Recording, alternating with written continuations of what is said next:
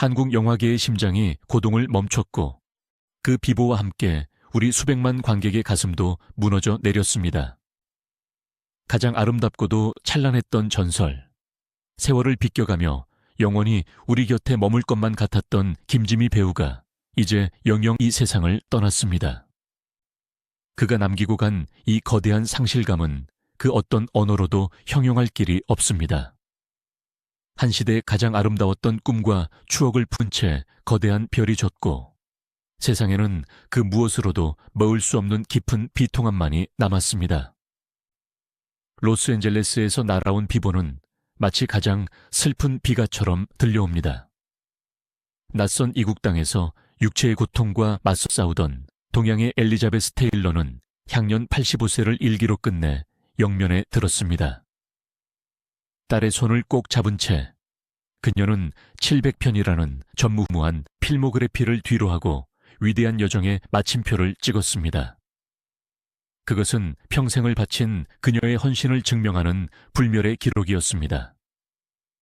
이제 막은 내리고 화려했던 조명도 꺼졌습니다.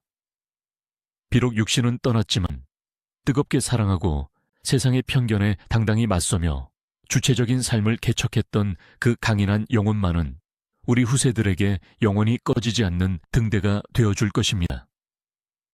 미국 로스앤젤레스, 태평양 건너 들려온 소식은 너무나 구체적이어서 더욱 비현실적으로 다가옵니다. 현지 시간으로 12월 7일, 모두가 잠든 고요한 새벽, 그녀는 딸의 손을 잡고 조용히 눈을 감았습니다. 화려한 레드카펫도, 수백 대의 카메라 플래시도, 팬들의 환호성도 없는 지극히 평범하고 고요한 병실이었습니다. 직접적인 사인은 대상포진 합병증으로 인한 저혈압 쇼크였다고 전해집니다. 우리는 흔히 전설적인 스타의 마지막을 상상할 때 영화의 한 장면처럼 장엄하거나 아름다운 이별을 떠올리곤 합니다.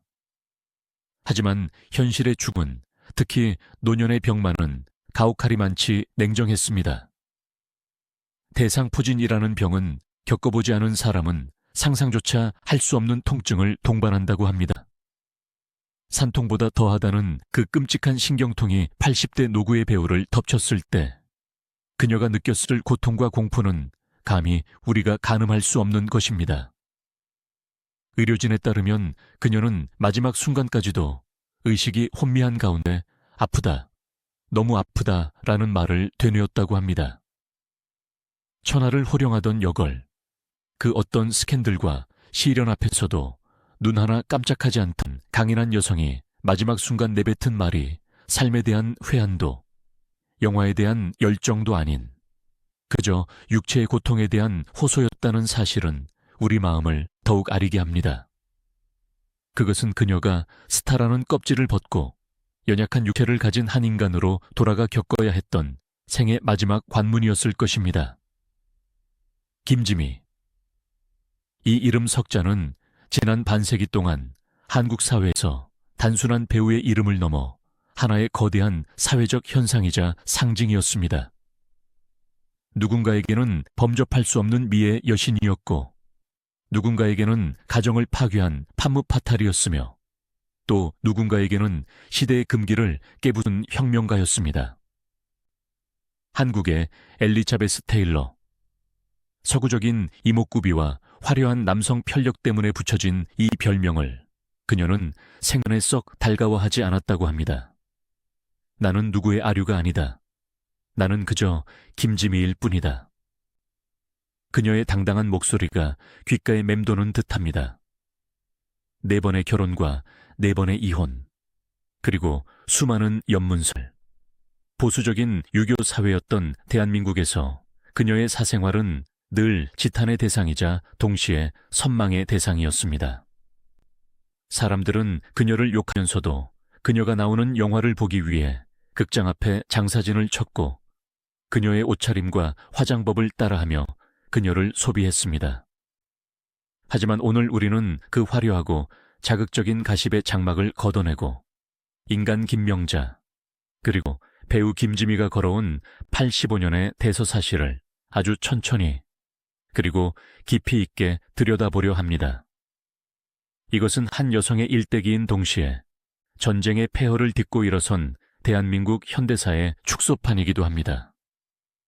그녀의 눈동자 속에 비친 풍경을 따라가다 보면 우리는 가난했지만 꿈틀거렸던 1950년대의 명동 거리를 만나게 되고, 억압되었지만 뜨거웠던 1970년대의 열망을 마주하게 될 것입니다.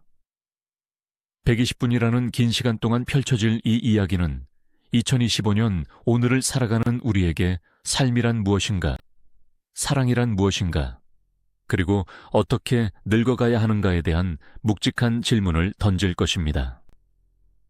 자, 이제 시간을 거슬러 올라가 보겠습니다. 2025년에 차가운 병실을 떠나 흙먼지와 화약 냄새가 채가 시지 않았던 1957년에 대한민국 서울로 가보겠습니다. 한국 전쟁이 멈춘 지 불과 4년이 지난 시점입니다. 거리는 여전히 파괴된 건물의 잔해들로 어수선했고, 사람들의 표정에는 전쟁이 핥히고 간 상처와 가난의 그림자가 짙게 드리워져 있었습니다. 하루 세 끼를 온전히 챙겨 먹는 것이 지상 최대의 과제였던 시절, 문화나 예술이라는 단어는 사치처럼 느껴지던 때였습니다. 하지만 역설적이게도 그토록 배고프고 고단했기에 사람들은 현실을 잊을 수 있는 탈출구를 절실히 원했습니다. 그 유일한 해방구가 바로 극장이었습니다. 캄캄한 어둠 속 영사기가 돌아가며 쏘아올리는 빗줄기 안에서 사람들은 잠시나마 배고픔을 잊고 고통을 잊고 꿈을 꿀 수 있었습니다. 영화는 단순한 오락거리가 아니라 생존을 위한 정신적 양식이었습니다. 바로 그 척박한 땅 위에 마치 신이 빚어놓은 듯한 소녀가 등장합니다. 당시 덕성여자고등학교에 재학 중이던 17살 소녀 김명자. 충청남도 대덕군에서 태어난 그녀는 유복한 집안의 딸이었습니다.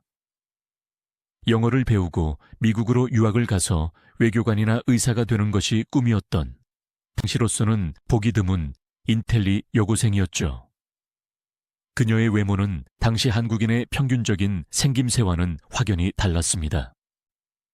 큼직하고 깊은 눈매, 오뚝하게 솟은 콧날, 갸름한 턱선.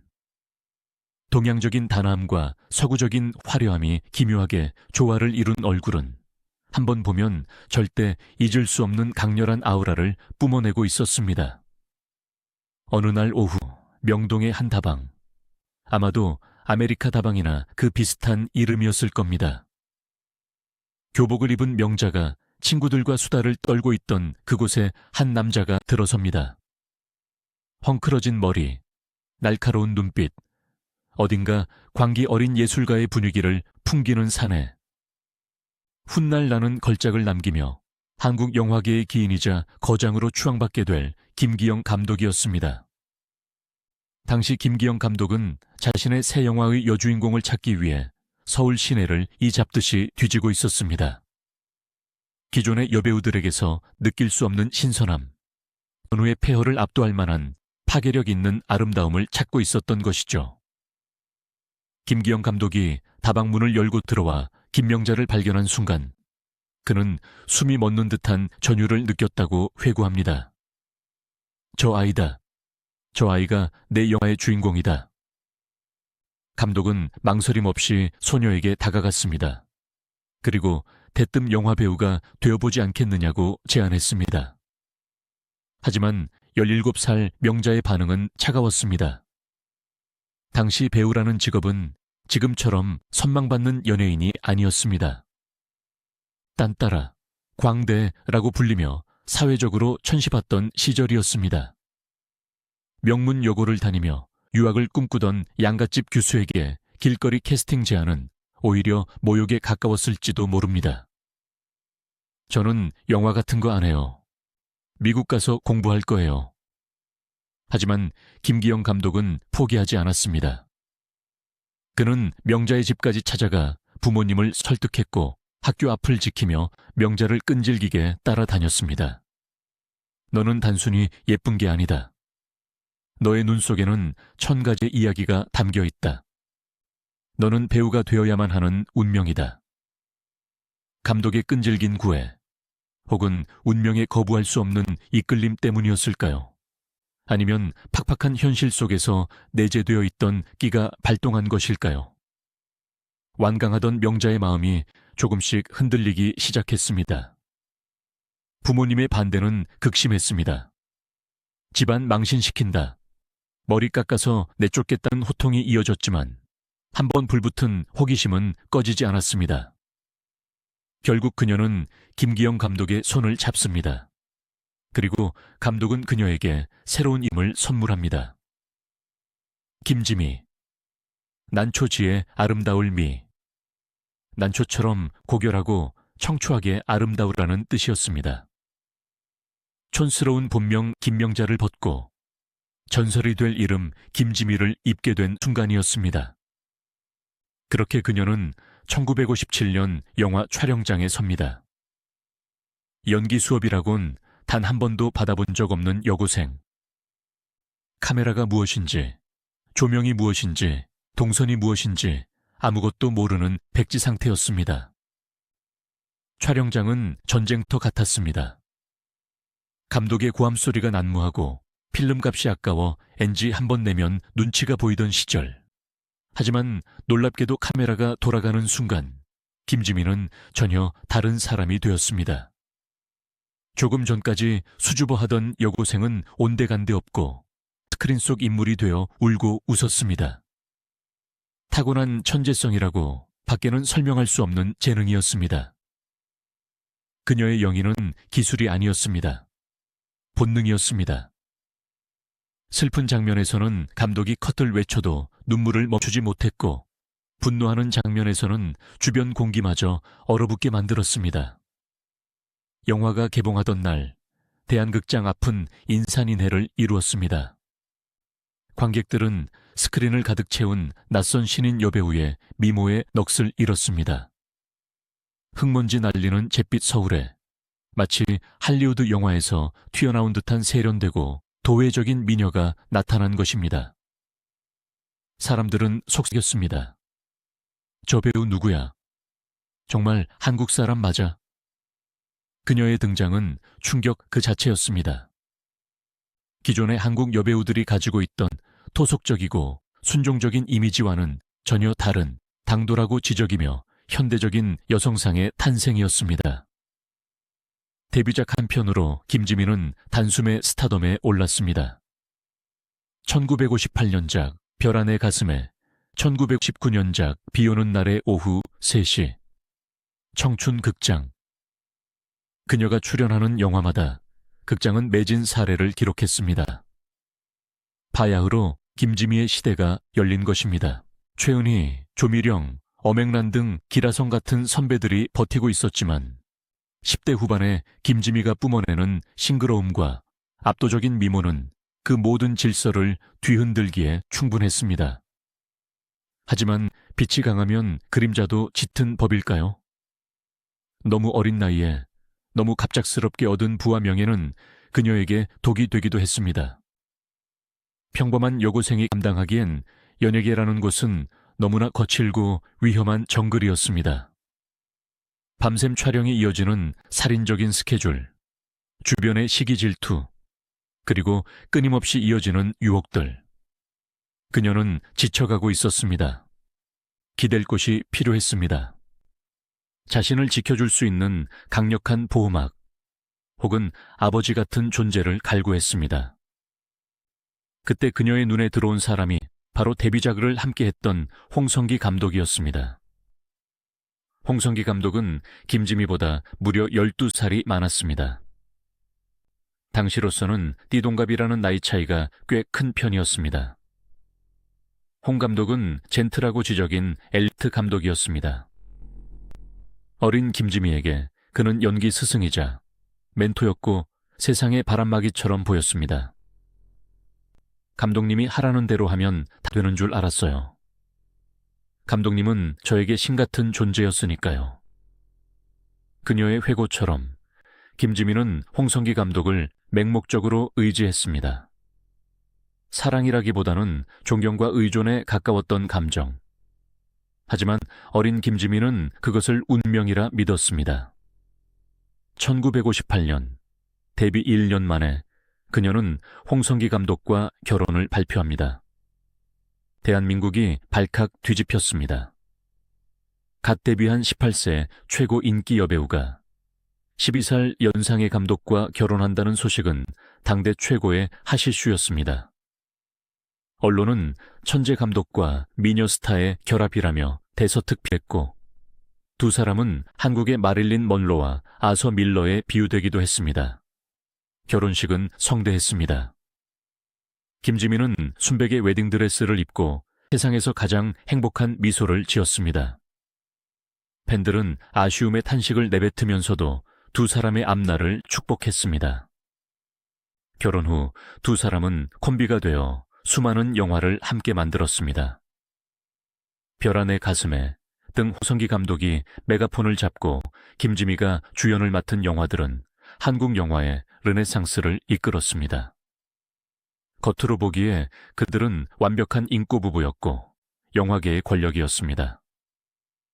어린 나이에 아들과 딸, 두 아이의 엄마가 된 김지민은 배우로서도 아내로서도 엄마로서도 성공한 듯 보였습니다. 하지만 그 행복은 오래가지 못했습니다.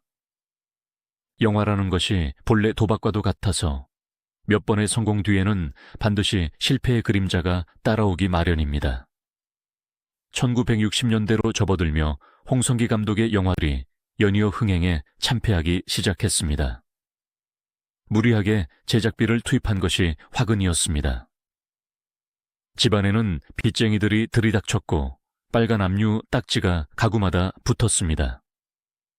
경제적인 어려움은 곧 부부싸움으로 번졌습니다. 게다가 엎친 데 덮친 격으로 홍 감독의 외도 소문이 충무로에 파다하게 퍼지기 시작했습니다.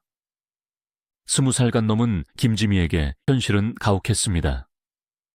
남편은 빚더미에 앉아 술로 세월을 보내고 있었고 집에는 쌀이 떨어져 갔습니다. 그녀는 갓난아이를 업고 촬영장으로 나가야 했습니다. 자신이 번 돈으로 남편의 빚을 갚고 가족을 부양해야 하는 소녀 가장이 된 것입니다. 존경했던 남편의 무능력하고 무책임한 모습을 보며 김지미의 환상은 산산조각 났습니다. 내가 의지했던 거대한 산이 사실은 모래성이었구나. 그녀는 뼈저리게 깨달았습니다. 사랑이라고 믿었던 감정은 배신감으로 변했고 존경은 경멸로 바뀌어 갔습니다. 그러던 중 운명의 장처럼 그녀 앞에 또 다른 남자가 나타납니다. 당대 최고의 미남 배우이자 묵직한 중저음의 목소리로 여심을 흔들던 남자. 바로 최무룡이었습니다. 두 사람은 1962년 영화를 촬영하며 처음 만났습니다. 당시 최무룡 역시 유부남이었습니다. 하지만 불행한 결혼 생활에 지쳐있던 김지미와 가정 불화로 외로움을 느끼던 최무룡은 서로에게 급속도로 빠져들었습니다. 촬영장의 묘한 긴장감, 영화 속 애절한 사랑 연기, 그리고 현실의 고달픔이 뒤섞여 두 사람은 걷잡을 수 없는 감정의 소용돌이 속으로 빨려 들어갔습니다. 그것은 위험한 사랑이었습니다. 아니, 당시 사회의 도덕적 잣대로는 결코 용서받을 수 없는 죄악이었습니다. 두 사람 모두 가정이 있는 상태였으니까요. 하지만 김지민은 멈추지 않았습니다. 첫 번째 결혼의 실패를 보상받고 싶었는지도 모릅니다. 아니면 너무 일찍 어른이 되어버린 그녀에게 뒤늦게 찾아온 첫사랑의 열병이었을지도 모릅니다. 그녀는 주변의 만류도 사회적 파장도 무시한 채 최무룡과의 사랑에 모든 것을 걸기로 결심합니다. 이것이 훗날 대한민국을 뒤흔들게 될 희대의 간통 사건의 서막이었습니다. 1962년 가을, 대한민국은 말 그대로 발칵 뒤집혔습니다. 마치 거대한 지진이 한반도를 강타한 듯한 충격이었습니다. 정치적 격병이었던 당시 신문의 일면 톱기사는 쿠데타나 경제개발 계획이 아니었습니다. 굵직한 검은색 활자로 박힌 헤드라인은 바로 최무룡, 김지미 간통 혐의로 정역 구속. 이 한 줄의 문장은 당시 사회의 도덕적 근간을 송두리째 흔들어 놓았습니다. 상상해 보십시오. 당대 최고의 미남 배우이자 수많은 여성 팬들의 우상이었던 최무룡, 그리고 한국의 엘리자베스 테일러라 불리며 미의 상징으로 추앙받던 김지미. 스크린 속에서 꿈같은 사랑을 속삭이던 두 남녀 주인공이 현실에서는 수갑을 찬 채 형사들에게 양팔을 붙들려 검찰청으로 끌려가는 모습. 그것은 대중에게 배신감을 넘어선 공포와도 같은 전율을 안겨주었습니다. 사건의 발단은 최무룡의 아내이자 역시 유명 배우였던 강유실의 고소였습니다. 강유실은 한국 연극계의 대모 전옥의 딸로 뼈대 있는 예술가 집안의 자존심 강한 여성이었습니다. 남편의 외도를 눈치챈 그녀는 참지 않았습니다. 그녀는 간통죄라는 서슬 퍼런법의 칼날을 휘둘렀고 검찰은 즉각적으로 두 톱스타를 구속 수감했습니다. 당시 간통죄는 지금은 사라졌지만 그 시절에는 징역형을 살아야 하는 중범죄였습니다. 화려한 드레스와 턱시도를 입고 레드카펫을 밟아야 할 두 배우가 차가운 서대문 형무소의 독방에 갇혀 콩밥을 먹게 된 것입니다. 서대문 형무소의 쇠창살한 김지미는 무슨 생각을 했을까요? 22살의 나이, 이미 한 번의 이혼을 겪고 두 아이를 키우는 싱글맘이었던 그녀가 이번에는 가정 파괴범이라는 주홍글씨까지 달게 되었습니다. 세상은 그녀를 향해 손가락질했습니다. 요부, 마녀, 남자를 홀려 파멸시키는 여자. 대중의 사랑은 순식간에 증오로 바뀌었습니다. 하지만 놀랍게도 감옥 안의 김지미는 무너지지 않았습니다. 면회를 온 지인들의 증언에 따르면 그녀는 오히려 담담했다고 합니다. 화장기 없는 초췌한 얼굴이었지만 눈빛만은 살아있었습니다. 그녀에게 이 사랑은 불륜이 아니라 운명이었습니다. 법이 죄라 한다면 죄값을 치르겠지만 자신의 감정까지 부정하고 싶지는 않았던 것입니다. 그것은 도덕적 잣대를 넘선 김지미라는 인간 특유의 오기이자 자존심이기도 했습니다. 일주일간의 수감 생활. 대한민국 연예계 역사상 가장 긴 일주일이었을 것입니다. 두 사람이 감옥에 있는 동안 바깥 세상은 두 사람의 석방 여부를 놓고 뜨거운 논쟁을 벌였습니다. 그리고 마침내 극적인 합의가 이루어집니다.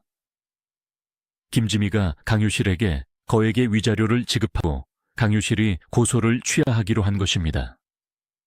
조건은 파격적이었습니다. 최무룡의 이혼 위자료와 채무 변제까지 김지미가 모두 떠안는 조건이었습니다. 당시 합의금은 약 300만 원에서 400만 원 선. 짜장면 한 그릇이 15원, 서울의 괜찮은 기와집 한 채가 몇십만 원 하던 시절이었습니다. 지금의 화폐 가치로 환산하면 수십억 원 달하는 천문학적인 액수였습니다.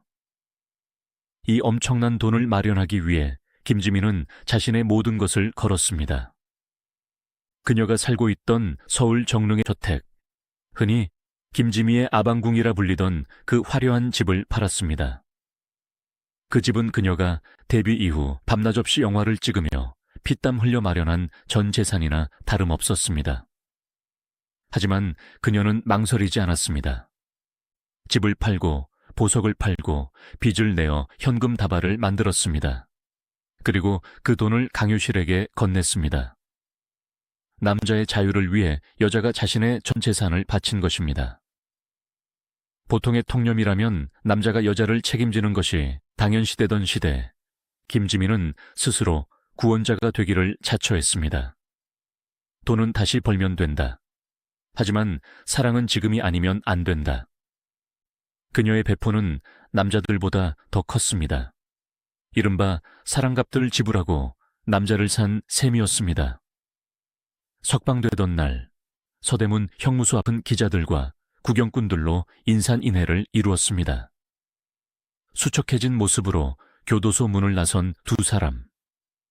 쏟아지는 플래시 세례 속에서 최무룡은 침통한 표정으로 입을 열었습니다.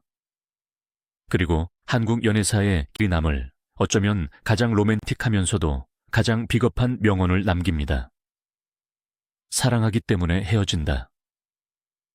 사실 이 말은 그가 아내 강효실과 이혼하며 남긴 말이었지만 대중의 뇌리에는 김지미와의 비극적이고도 치명적인 사랑을 상징하는 문장으로 각인되었습니다. 너를 너무 사랑해서 너를 불행하게 하지 않기 위해 놓아준다는 이 역설적인 고백은 불륜이라는 부도덕한 행위를 순식간에 세기의 로맨스로 포장해버리는 마력을 발휘했습니다. 대중은 욕을 하면서도 그들의 드라마틱한 서사에 열광했습니다. 그렇게 두 사람은 부부가 되었습니다. 정식 결혼식은 올리지 못했습니다. 세상의 시선이 너무 따가웠고 갓 이혼한 상태에서 축복받는 결혼식을 올릴 분위기가 아니었기 때문입니다. 하지만 김지미는 행복했습니다. 세상을 다 적으로 돌려도 내 편인 한 남자만 있다면 족하다고 생각했습니다. 두 사람은 서울 평창동에 신혼살림을 차렸습니다. 김지미의 딸과 최무룡의 아들이 함께 사는 복잡한 가정이었지만 사랑의 힘으로 극복할 수 있다고 믿었습니다. 결혼 생활 초반, 두 사람은 영화보다 더 영화 같은 삶을 살았습니다. 함께 영화에 출연하면 흥행은 보증수표였습니다. 관객들은 저 두 사람이 진짜 부부래, 간통으로 감옥까지 갔다 온 커플이래 하며 호기심에 극장을 찾았습니다. 최무룡이 감독하고 김지미가 주연한 영화들이 줄지어 제작되었습니다. 최무룡은 배우로서의 재능뿐만 아니라 감독으로서의 야망도 컸습니다. 김지미는 그런 남편을 위해 기꺼이 제작비를 대고 주연 배우로 나서며 내조했습니다. 그녀에게 최무룡은 단순한 남편이 아니었습니다. 자신이 구원해낸 남자이자 함께 예술을 완성해가는 동지였습니다. 두 사람 사이에서 딸 민키가 태어났습니다. 아이의 탄생은 축복이었고 두 사람을 이어주는 강력한 끈이 되었습니다. 최무룡은 김지미를 끔찍이 아꼈고 김지미 역시 최무룡을 하늘처럼 받들었습니다. 겉으로 보기에 그들은 모든 시련을 이겨내고 행복의 성을 쌓은 승리자처럼 보였습니다. 인꼬 부부라는 수식어가 다시 그들을 따라다녔습니다. 하지만 운명은 잔인하게도 같은 패턴을 반복하려 하고 있었습니다. 첫 번째 남편 홍성기 감독과의 이혼 사유가 무엇이었습니까? 바로 영화 제작 실패로 인한 경제적 파탄이었습니다. 그런데 최무룡과 결혼 생활에서도 똑같은 악몽이 되살아나기 시작했습니다. 최무룡은 최고의 배우였지만 경영에는 소질이 없었습니다. 그가 야심차게 제작한 영화들이 잇따라 흥행에 참패했습니다. 1960년대 중반, 한국 영화계는 제작 편수는 많았지만 수익을 내기 어려운 구조적인 불황에 시달리고 있었습니다. 최무룡은 무리하게 자금을 끌어다 썼고 그 빚보증은 고스란히 아내 김지미의 몫이었습니다. 집안에는 다시 빚쟁이들이 들이닥쳤습니다. 김지미는 쉴 틈 없이 영화를 찍어야 했습니다. 1년에 30편, 많게는 50편 가까운 영화에 출연하는 살인적인 스케줄. 겹치기 출연은 예사였고 하루에 서너 개의 현장을 오가며 쪽잠을 자야 했습니다. 그녀가 버는 막대한 출연료는 통장을 스치지도 못하고 빚쟁이들의 손으로 들어갔습니다. 돈 버는 기계. 어느 순간 김지미는 자신이 남편의 꿈을 위한 연료로 소되고 있다는 느낌을 지울 수 없었을 것입니다. 사랑만 있으면 가난도 이길 수 있다는 말은 낭만적인 소설 속에서나 가능한 이야기였습니다. 현실의 가난, 특히 빚더미는 사랑을 가장 추악한 방식으로 갉아먹었습니다. 최무룡은 자존심이 강한 남자였습니다. 아내의 돈으로 빚을 막는 상황을 견디기 힘들어했고 그럴수록 더욱 무리한 사업 확장을 시도하며 한 방을 노렸습니다. 악순환이었습니다. 술자리가 잦아졌고 귀가가 늦어졌습니다. 김지민은 지쳐갔습니다. 내가 또다시 실패했구나. 내가 남자를 잘못 골랐구나. 뼈아픈 자책이 밤마다 그녀를 괴롭혔습니다. 첫 번째는 어려서 몰랐다 쳐도, 두 번째는 온 세상을 떠들썩하게 하며 쟁취한 사랑이었을지라도 그 실패를 인정하기가 더더욱 힘들었을 것입니다. 하지만 그녀는 영리했고 냉철했습니다. 밑 빠진 독에 물을 붓는 생활을 언제까지나 계속할 수는 없었습니다. 그녀에게는 지켜야 할 아이들이 있었고 무엇보다 지켜야 할 배우 김지미라는 이름이 있었습니다. 1969년 결혼 7년 만에 두 사람은 마주 앉았습니다. 더 이상 사랑하지 않아서가 아니었습니다. 더 이상 함께하면 둘 다 죽을 것 같아서였습니다. 빚더미에 눌려 질식하기 직전 김지민은 결단을 내립니다. 이대로는 우리 둘 다 망가진다. 당신은 당신의 길을 가고 나는 나의 길을 가자. 최무룡 역시 고개를 떨구었습니다. 남자의 자존심으로 아내를 더 이상 고생시킬 수 없다는 뒤늦은 깨달음이었을까요? 그렇게 두 번째 이혼이 발표됩니다. 1969년 6월, 사람들은 또 한 번 수군거렸습니다. 저럴 줄 알았다. 그 요란을 떨더니 결국 7년을 못 넘기는구나. 세상의 비웃음은 예상된 것이었습니다. 하지만 김지민은 이번에도 당당했습니다. 두 사람은 웃으며 헤어졌습니다. 이혼 발표 기자회견장에서 두 사람은 나란히 앉아 서로의 앞날을 축복했습니다. 부부의 연은 다했지만 영화적 동지로서의 우정은 변치 않을 것입니다. 이것은 빈말이 아니었습니다. 실제로 이혼 후에도 두 사람은 친구처럼 지냈고 김민은 최무룡이 어려울 때마다 금전적인 도움을 주었다고 전해집니다. 30살, 김지민은 다시 혼자가 되었습니다. 이제 그녀에게는 두 번 이혼한 여자 쌍과부라는 멸칭이 따라붙었습니다. 당시 한국 사회에서 이혼녀, 그것도 두 번이나 이혼한 여배우가 설 자리는 좁아 보였습니다. 사람들은 그녀의 전성기가 끝났다고 생각했습니다. 이제 김지미도 늙었지. 산전수전 다 겪은 여자를 누가 좋아하겠어. 하지만 그들은 김지미라는 여자를 과소평가했습니다. 그녀는 온실 속의 화초가 아니라 짓밟힐수록 더 강한 향기를 내뿜는 야생화였습니다. 이혼의 아픔을 잊기 위해, 그리고 여전히 남아있는 빚을 갚기 위해 김지민은 미친 듯이 일했습니다. 1970년대로 접어들며 한국 영화계는 트로이카 여배우들의 시대가 도래했지만 김지미의 아성은 흔들리지 않았습니다. 그녀는 청춘 로맨스물에서 한 발 물러나 삶의 깊이가 묻어나는 성숙한 여인 혹은 판무파탈 역할을 도맡았습니다. 그녀의 눈빛은 더 깊어졌고 목소리는 더 허스키하고 매혹적으로 변했습니다. 상처가 아물면서 생긴 굳은 살이 그녀의 연기를 더욱 단단하게 만든 것입니다. 이 시기 그녀는 또 하나의 큰 결심을 합니다. 바로 영화 제작자가 아닌 온전한 가장으로서 자립하는 것이었습니다.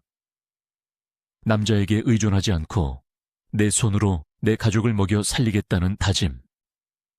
그녀는 동생들을 유학 보내고 부모님을 봉양하며 집안의 실질적인 가장 노릇을 완벽하게 해냈습니다. 충무로에서 김지민은 여장부로 통했습니다. 제작자들과 출연료 협상을 할 때도 그녀는 한 푼도 깎지 않는 것으로 유명했습니다. 내 연기에는 그만한 가치가 있다. 그리고 내게는 먹여 살려야 할 식구들이 있다. 그녀의 당당함에 기라성 같은 영화사 사장들도 혀를 내둘렀습니다.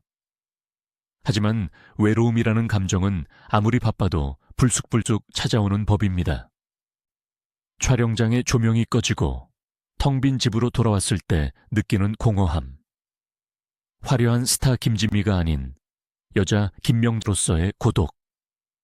그녀는 술과 담배로 그 밤들을 견뎌냈습니다. 남자는 지긋지긋하다고 입버릇처럼 말했지만 사실 그녀는 누구보다 사랑을 갈구하는 뜨거운 심장을 가진 사람이었습니다. 단지 그 사랑의 대상이 자신의 그릇에 맞는 남자가 아니었을 뿐. 1970년대 중반, 한국 대중문화계는 큰 변화를 맞이하고 있었습니다. 영화의 인기가 조금씩 시들해지고 TV와 가요계가 급부상하던 시기였습니다. 그리고 그 가요계의 중심에 혜성처럼 나타나 전국을 휩쓸고 있던 한 젊은 남자가 있었습니다. 굵은 눈썹, 야성적인 목소리, 찢어진 청바지. 기존의 점잖은 가수들과는 차원이 다른 야성미를 뿜어내는 사내. 바로 나훈아였습니다. 당시 나훈아는 20대 후반의 혈기 왕성한 청년이었습니다. 남진과 함께 한국 가요계의 양대 산맥을 이루며 오빠 부대를 몰고 다니던 슈퍼스타였죠.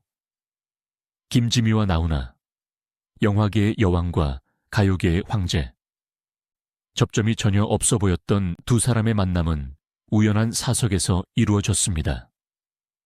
당시 나훈아는 김지미보다 7살이 어렸습니다. 지금이야 7살 연상연하 커플이 흔하지만 1976년 당시에는 상상조차 하기 힘든 파격이었습니다. 여자가 연상, 그것도 이혼 경력이 있는 여배우와 최고의 주가를 올리는 총각 가수의 만남이라니. 두 사람이 처음 만났을 때 김지민은 나훈에게서 묘한 동질감을 느꼈다고 합니다. 화려한 무대 뒤에 감춰진 고독, 스타로서 감내해야 하는 중압감, 그리고 무엇보다 예술가로서의 뜨거운 기질. 나훈아 역시 김지미의 카리스마와 모성애적인 포용력에 단숨에 매료되었습니다. 김지미는 나훈아를 보며 생각했습니다. 이 남자는 아직 다듬어지지 않은 원석이다. 내가 이 남자를 진짜 보석으로 만들 수 있을 것 같다. 그것은 남녀 간의 사랑인 동시에 선배 예술가로서의 후배에 대한 애정, 그리고 여자 품을 수 있는 가장 거대한 형태의 모성애였습니다. 소문은 쏜살같이 퍼졌습니다. 김지미가 아들 같은 나훈아랑 만난다더라. 나훈아가 김지미한테 푹 빠져서 정신을 못 차린다더라. 언론은 다시 하이에나처럼 달려들었습니다. 세 번째 스캔들. 사람들은 혀를 찼습니다. 이제 하다하다 어린애까지 건드리는구나. 하지만 김지미는 이번에도 정면 돌파를 선택합니다. 그녀는 숨지 않았습니다. 1976년 두 사람은 약혼을 발표하고 동거에 들어갑니다. 결혼식은 생략했지만 사실상의 부부였습니다. 김지미는 나훈아를 위해 헌신했습니다.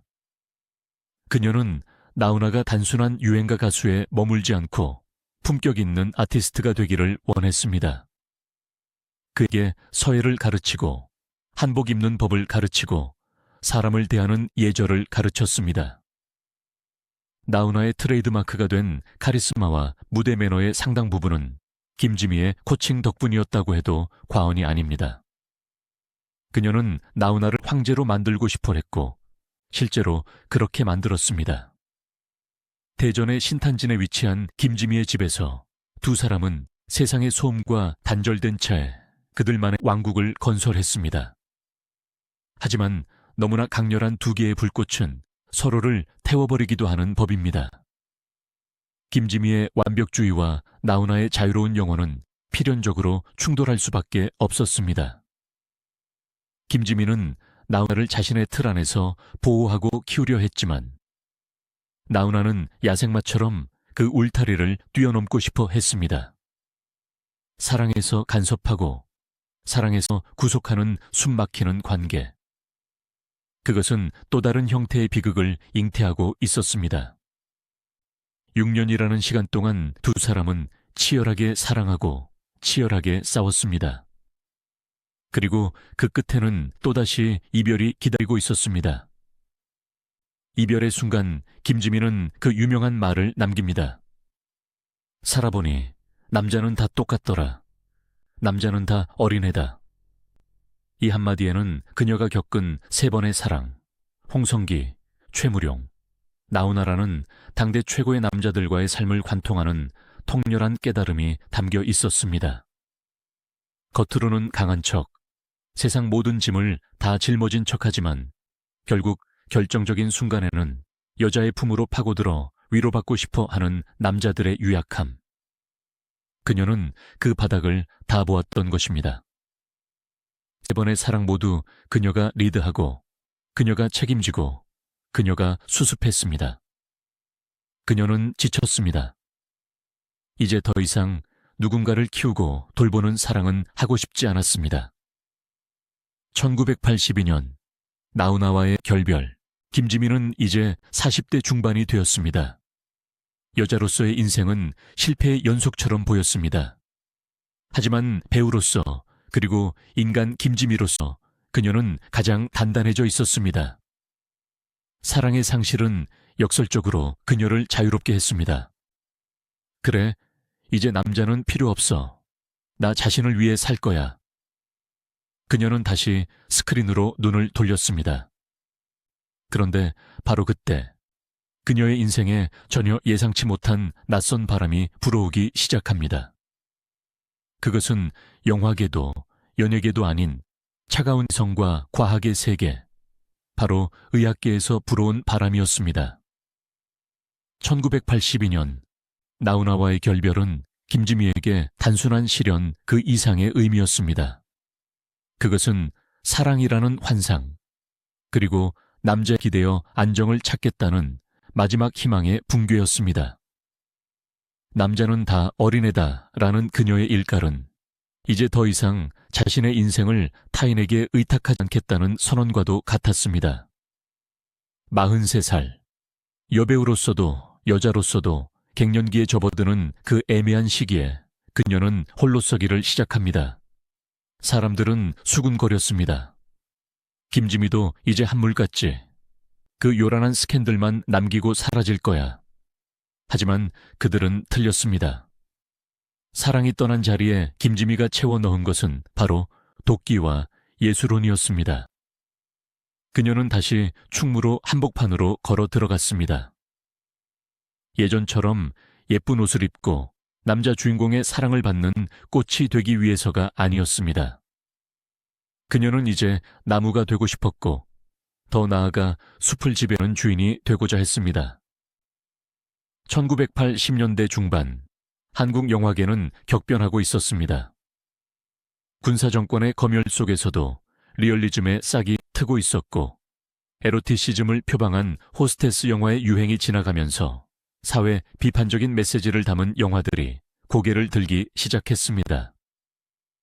이 흐름의 중심에 거장 임권택 감독이 있었고, 김지미는 그와 손을 잡습니다. 1985년 영화. 이 작품은 김지미 영희 인생의 터닝포인트이자 그녀를 스타에서 대배우로 격상시킨 기념비적인 작품입니다. 은 이상아족의 아픔을 다룬 영화입니다. 1983년 대한민국을 눈물바다로 만들었던 KBS 이상아족 찾기 방송의 여진이 남아있던 시절이었습니다. 김지미는 이 영화에서 전쟁통에 가족과 헤어지고 기구한 삶을 살아온 여인 화영 역을 맡았습니다. 이 영화에서 김지미는 철저하게 자신을 부수었습니다. 트레이드마크였던 화려한 화장을 지웠고 세련된 의상 대신 촌스러운 몸빼 바지를 입었습니다. 심지어 극중 회상 장면을 위해 삭발에 가까운 짧은 단발머리를 감행하기도 했습니다. 가장 압권은 눈보라가 몰아치는 강원도의 국도변 장면이었습니다. 30년 만에 만난 아들이라고 주장하는 남자의 유전자 검사 결과를 확인하러 가는 길. 차 안에서 김지미가 보여준 표정은 공포, 기대, 회한, 그리고 체념이 뒤섞인 복잡 미묘한 감정의 결정체였습니다. 대사 한마디 없이 흔들리는 눈동자만으로 분단의 비극을 표현해낸 그 연기에 평단은 찬사를 보냈습니다. 김지미가 연기를 하는 것이 아니라 화영이 되어 살아 숨쉰다. 이 영화로 그녀는 대종상 여우주연상을 거머쥐며 제2의 전성기를 알렸습니다. 하지만 그녀의 도전은 여기서 멈추지 않았습니다. 그녀는 단순히 감독의 선택을 기다리는 피동적인 배우로 남기를 거부했습니다. 내 영화는 내가 만든다. 1980년대 중반, 그녀는 자신의 이름을 딴 영화사 지미 필름을 설립합니다. 당시 여배우가 영화사를 차리고 직접 제작에 나선다는 것은 충무로의 관행을 깨는 파격적인 일이었습니다. 남성 중심의 영화판에서 그녀는 사장님이라는 호칭을 들으며 제작비 조달부터 캐스팅, 배급까지 직접 진두지휘했습니다. 지미 필름의 창립 작품이자 대표작인 영화 1986. 이 영화는 그야말로 충격 그 자체였습니다. 강원도 탄광촌의 다방을 배경으로 티켄이라 불리는 성매매를 강요받는 레지들과 그녀들을 관리하는 마담의 이야기를 다룬 리얼리즘 영화였습니다. 김지미는 여기서 다방 마담 지숙 역을 맡았습니다. 40대 중반의 나이에 그녀는 밑바닥 인생의 처절함을 보여주기 위해 몸을 사리지 않았습니다. 욕설을 내뱉고 담배를 피우며 돈 몇 푼의 웃음을 파는 여자들의 고달픈 삶을 대변했습니다. 이 영화는 당시 검열 당국과 마찰을 빚을 정도로 수위가 높고 파격적이었습니다. 하지만 김지미는 물러서지 않았습니다. 이것이 현실이다. 눈 가리고 아웅하지 마라. 그녀의 뚝심 덕분에 영화는 개봉될 수 있었고 흥행과 비평 모두에서 큰 성공을 거두었습니다. 을 통해 김지미는 단순한 판무파타를 넘어 한국 사회의 어두운 이면을 응시하는 지성적인 아티스트로 인정받게 되었습니다.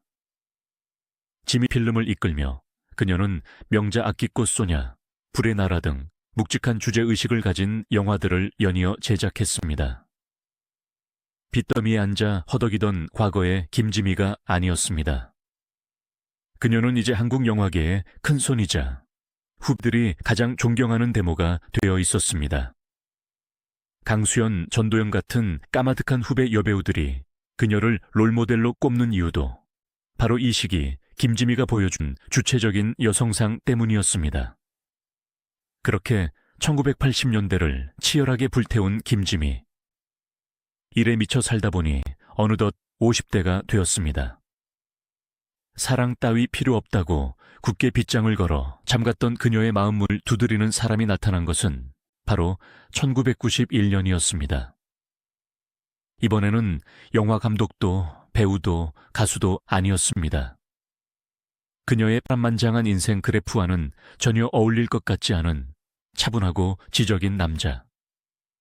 당대 최고의 심장내과 전문의 이종구 박사였습니다. 이종구 박사는 김지미의 주치의였습니다. 과로와 스트레스로 심장 건강이 좋지 않았던 김지미가 병원을 찾으면서 인연이 시작되었습니다. 청진기를 대고 심장 소리를 듣던 의사와 환자. 이종구 박사는 김지미의 화려한 겉모습이 아닌 지치고 상처받은 내면을 보았습니다. 그는 묵묵히 그녀의 이야기를 들어주었고 따뜻한 조언을 아끼지 않았습니다. 김지미에게 그는 난생 처음 만나는 어른 남자였습니다. 변덕스럽지도 않았고 열등감을 느끼지도 않았으며 무엇보다 그녀의 돈이나 명예를 탐내지 않는 안정적인 사람이었습니다. 선생님과 있으면 마음이 편해요. 마치 잔잔한 호수 같아요. 늘 폭풍우 치는 바다 같은 남자들만 만나왔던 김지미에게 이종구 박사의 평온함은 거부할 수 없는 안식처였습니다. 사람들은 놀랐습니다. 김지미가 의사랑 결혼한다고. 그것은 그녀의 인생에서 가장 이질적이면서도 한편으로는 가장 이해가 되는 선택이었습니다. 이제 그녀도 쉴 곳이 필요했으니까요. 1991년 두 사람은 조용히 결혼식을 올립니다. 네 번째 결혼. 세간의 시선은 예전처럼 따갑지 않았습니다. 오히려 이제는 제발 정착해서 행복하게 사세요라는 응원의 목소리가 높았습니다. 결혼 후 김지미의 삶은 180도 바뀌었습니다. 그녀는 배우 김지미의 옷을 벗고 의사 사모님이자 가정주 김명자로 살기 위해 노력했습니다. 아침마다 남편의 출근길을 배웅하고 직접 장을 봐서 저녁을 차렸습니다. 지미필름 사무실에 나가는 횟수도 줄였습니다. 그녀는 평범함이 주는 행복을 배우고 싶어 했습니다. 이종구 박사와의 결혼 생활은 11년이나 이어졌습니다. 홍성기, 최무룡, 나훈아와의 시간을 다 합친 것만큼이나 긴 시간이었습니다. 사람들은 드디어 김지미가 종착역을 찾았다고 생각했습니다. 부부는 가끔 공식 석상에 다정하게 손을 잡고 나타나 중년의 로맨스를 보여주기도 했습니다. 이종구 박사의 병원에는 김지미를 보러 온 환자들로 문전성시를 이루기도 했죠. 하지만 물과 기름은 섞일 수 있어도 하나가 될 수는 없는 법일까요? 10년이 지나면서 두 사람 사이에는 보이지 않는 틈이 생기기 시작했습니다. 살아온 세계가 너무나 달랐습니다. 이종구 박사는 규칙적이고 이성적인 과학자의 삶을 사는 사람이었고, 김지미는 평생을 감정과 직관의 의지에 살아온 자유로운 영혼이었습니다. 김지미는 숨이 막혀왔습니다. 남편을 내조하는 평온한 삶이 감사했지만 한편으로는 자신의 야성이 서서히 거세당하는 듯한 답답함을 느꼈습니다. 나는 새인데 아무리 좋은 황금 새장이라도 새장 안에서는 살 수 없구나. 그녀는 창밖을 보며 자주 한숨을 쉬었습니다. 이종구 박사 역시 힘들기는 마찬가지였습니다. 유명 연예인의 남편으로 산다는 것, 쏟아지는 대중의 관심과 아내의 자유분방한 기질을 감당하는 것은 학구적인 의사에게 버거운 일이었습니다. 결정적인 싸움이나 외도 같은 사건은 없었습니다. 그저 서로의 다름을 확인하는 과정이 반복되었을 뿐입니다. 어느 날, 두 사람은 식탁에 마주 앉아 조용히 이야기를 나누었습니다. 우리 서로 너무 애쓰지 맙시다. 당신은 당신의 세계가 있고 나는 나의 세계가 있어요. 김지미의 말에 이종구 박사도 고개를 끄덕였습니다. 그렇게 2002년 두 사람은 합의 이혼에 이릅니다. 네 번째 이혼. 하지만 이번 이별은 이전과는 달랐습니다. 서로를 향한 원망도 증오도 없었습니다. 그저 서로의 행복을 빌어주며 각자의 길로 돌아가는 성숙한 이별이었습니다.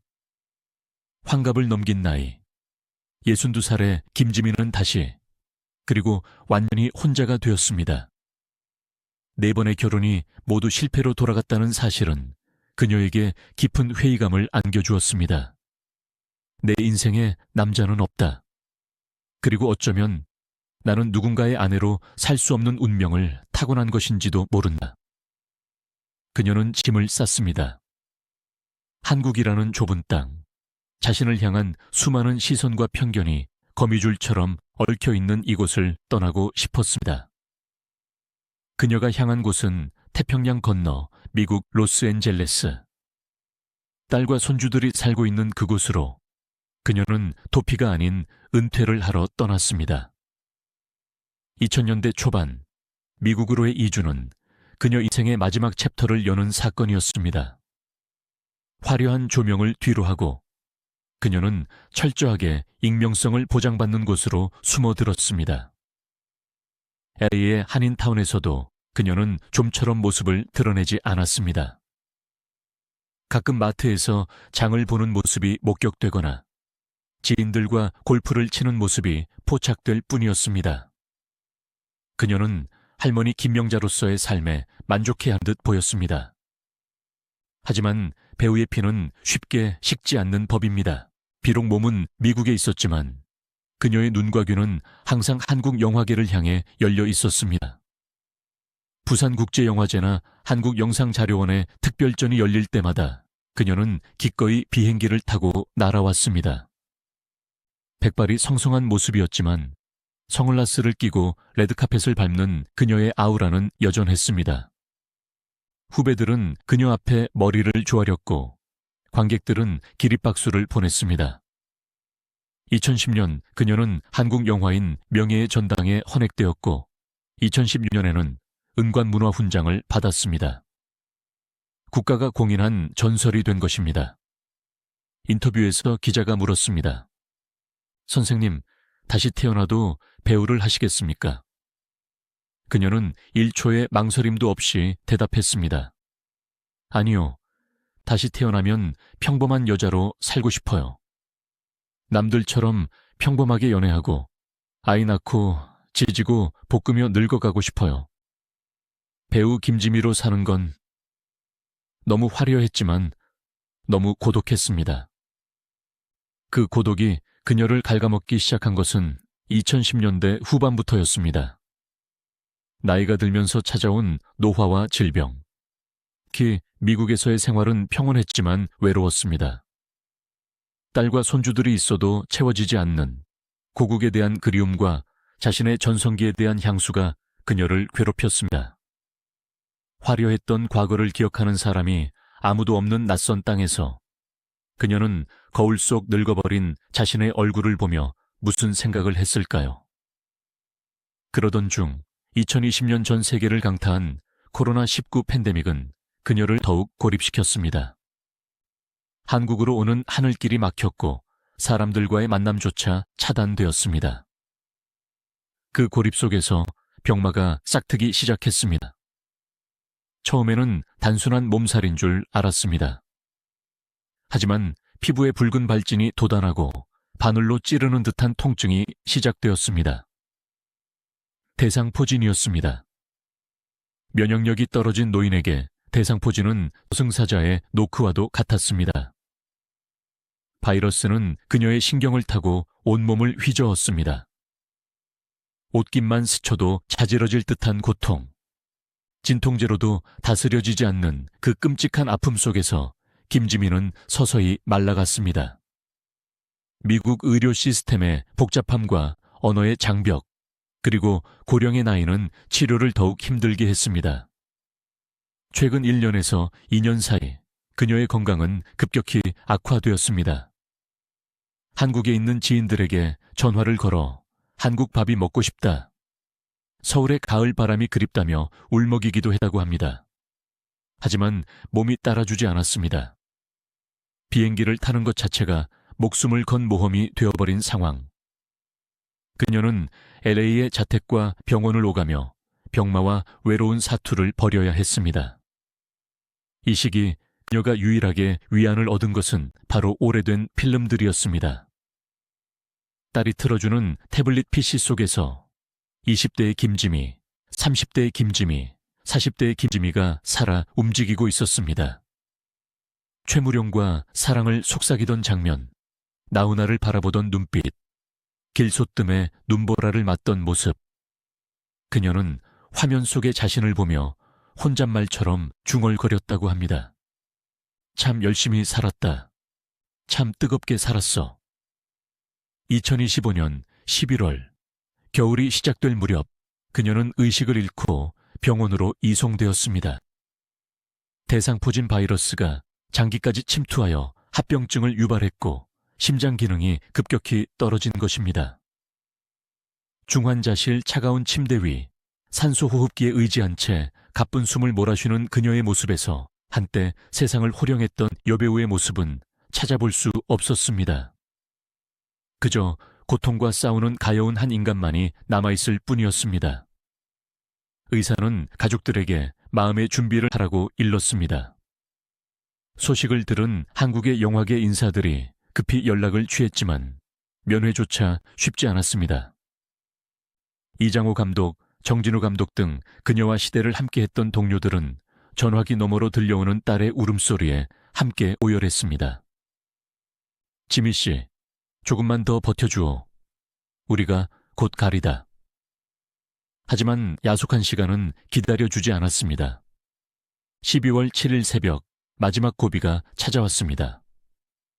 혈압이 급격히 떨어지기 시작했습니다.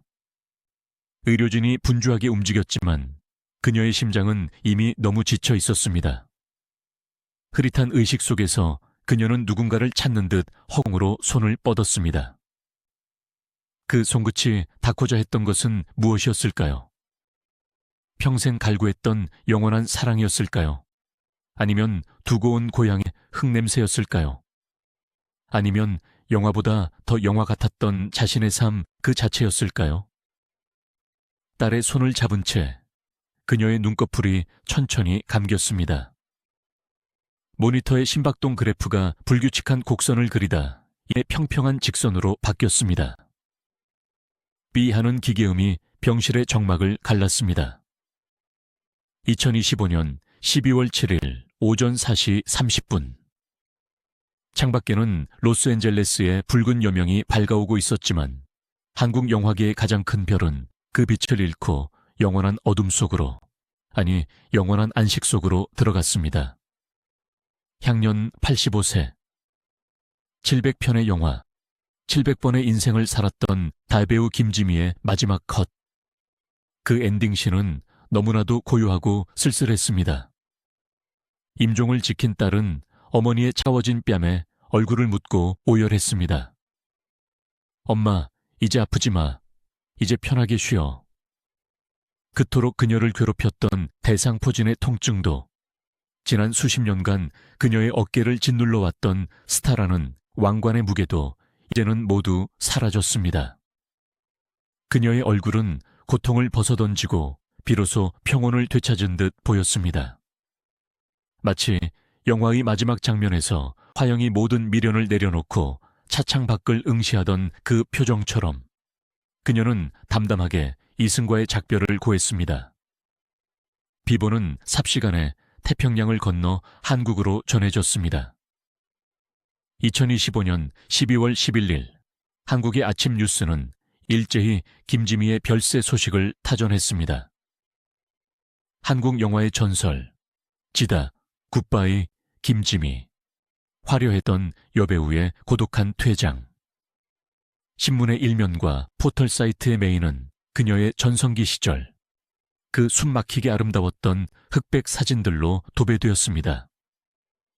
충무로의 영화인들은 비통함을 감추지 못했습니다. 한국영화인총연합회와 한국영화배우협회는 긴급회의를 소집하고 장례를 영화인장으로 치르기로 결정했습니다. 서울 중구의 한 장례식장에 마련된 분향소에는 이른 아침부터 국화꽃을 든 행렬이 이어졌습니다. 분향소 입구에 놓인 영정사진.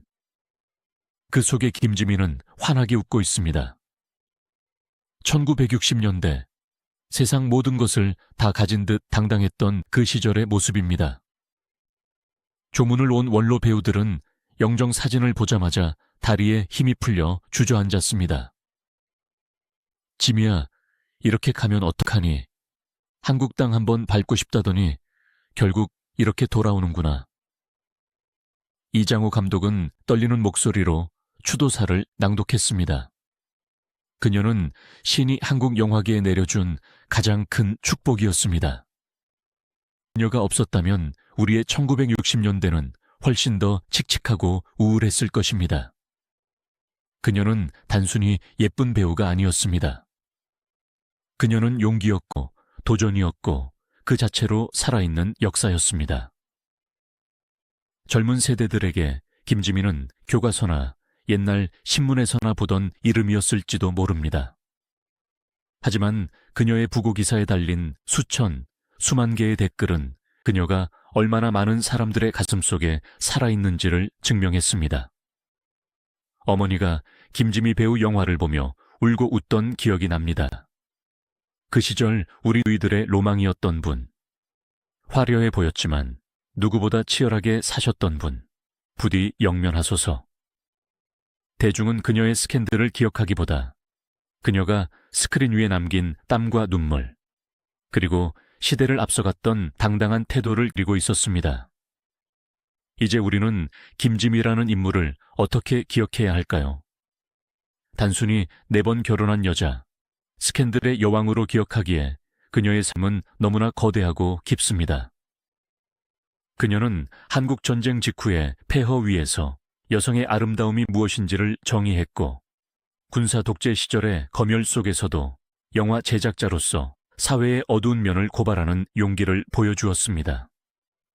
가부장적인 사회 분위기 속에서 자신의 욕망과 사랑을 솔직하게 표현했고, 그 대가로 쏟아지는 비난을 온몸으로 받아내면서도 결코 비굴해지지 않았습니다. 어떤 평론가는 이렇게 말했습니다. 김지미의 삶은 한국 현대사에서 여성이 겪어야 했던 모든 풍파의 축소판이다. 10대의 가장이 되어야 했고 20대의 사랑을 위해 모든 것을 버렸으며 30대와 40대에는 자신의 힘으로 일어서서 남성들과 동등하게 경쟁했습니다. 그리고 말년에는 늙음과 병마라는 인간이라면 누구나 겪어야 하는 보편적인 고통과 마주했습니다. 그녀의 삶에는 편집도 CG도 없었습니다. 모든 것이 리얼이었고 원테이크였습니다. 그녀가 남긴 700여 편의 영화 필름들은 이제 한국영상자료원의 수장고 속에서 영원히 잠들지 않을 것입니다. 후대의 사람들은 스크린을 통해 그녀를 다시 만날 것입니다. 풋풋한 여고생, 서슬 퍼런 눈빛, 처연한 모성, 걸걸한 목소리. 육신은 한 줌의 재로 돌아가지만 배우로서 그녀가 창조해낸 인물들은 불멸의 생명력을 얻어 우리 곁에 남을 것입니다. 우리는 이제 그녀를 보내주어야 합니다. 저 멀리 로스앤젤레스의 납골당에 안치될 그녀의 유해는 비록 고국 땅에 묻히지 못하지만 그녀의 영혼만은 자유로운 새가 되어 태평양을 건너왔으리라 믿습니다. 그녀가 그토록 그리워했던 충무로의 거리, 명동의 다방, 대전의 고향집을 둘러보고 있을지도 모릅니다. 상상해봅니다. 하늘나라라는 곳이 있다면 그곳에는 화려한 레드카펫이 깔려 있을 것입니다. 그 길 끝에서 먼저 떠난 홍성기 감독, 최무룡 배우, 그리고 그녀와 동시대를 호흡했던 수많은 영화인 동료들이 마중 나와 있지 않을까요? 지미 씨, 왜 이제 왔어? 기다리고 있었네. 그들은 서로를 끌어안고 이승에서 못다한 이야기꽃을 피울 것입니다. 더 이상 흥행을 걱정할 필요도 없고 빚쟁이에 쫓길 일도 없고 이별의 아픔을 겪지 않아도 되는 그곳에서 그녀는 영원한 주연 배우로 가장 행복한 연기를 펼칠 것입니다. 이야기를 마치며 마지막으로 김지미 배우가 생전 인터뷰에서 남겼던 말을 다시 한번 되새겨봅니다. 인생은 연습이 없잖아요. NG를 낼 수도 없고. 그래서 나는 매 순간이 절실했어요. 사람들이 나를 욕하든 칭송하든 나는 내 감정에 충실했고 내 선택을 믿었어요. 다시 돌아가도 나는 똑같이 살 거예요. 그게 김지미니까. 그렇습니다. 그녀는 후회 없이 살았습니다. 뜨겁게 사랑했고 치열하게 일했고 고독마저 품에 안았습니다. 그녀의 삶은 우리에게 말해줍니다. 타인의 시선에 갇히지 말고 너 자신의 인생을 살라고. 상처받는 것을 두려워하지 말고 온전히 너 자신으로 존재하라고. 2025년 12월 7일 로스앤젤레스의 붉은 노을이 병실 창가에 내려앉을 무렵 김지미 배우는 길고도 파란만장했던 85년의 생을 마감했습니다.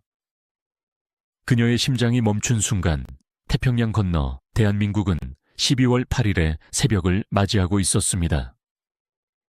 인터넷 뉴스 속보창에 배우 김지미 별세라는 7글자가 뜨기 시작한 것은 한국 시간으로 아침 8시가 조금 넘은 시각이었습니다. 출근길 지하철에서, 붐비는 버스 안에서 혹은 아침 식탁머리에서 스마트폰을 들여다보던 사람들은 잠시 동작을 멈췄습니다. 올드팬들에게는 청춘의 한 페이지가 찢겨나가는 듯한 상실감이었고, 젊은 세대에게는 교과서나 박물관에서나 보던 전설 속 인물의 실존적 소멸을 확인하는 순간이었습니다. 장례 절차는 유족의 뜻에 따라 미국 현지에서 가족장으로 조용히 치러지게 되었습니다. 화려한 것을 싫어했던, 그리고 말년에는 철저히 평범한 김명자로 살기를 원했던 고인의 유지였습니다. 하지만 한국 영화계는 이 거인을 그냥 보낼 수 없었습니다. 한국영화인총연합회와 영화배우협회는 서울 충무로에 위치한 대한극장, 그녀의 전성기 시절 수많은 영화가 걸렸던 그 상징적인 장소체 분향소를 마련했습니다. 영정사진 속의 김지민은 1960년대 가장 화려하고 당당했던 모습으로 조문객을 맞이했습니다. 검은 띠가 둘러진 국화꽃 사이로 그녀는 여전히 세상을 향해 고혹적인 미소를 던지고 있었습니다. 분향소에는 백발이 성성한 원로 영화인들의 발길이 끊이지 않았습니다. 지팡이를 짚고 부축을 받으며 들어선 그들은 영정 사진 앞에 서자마자 오열했습니다. 그들에게 김지민은 동료이자 라이벌이자 그리고 그들이 가장 사랑했던 우리들의 누이였습니다.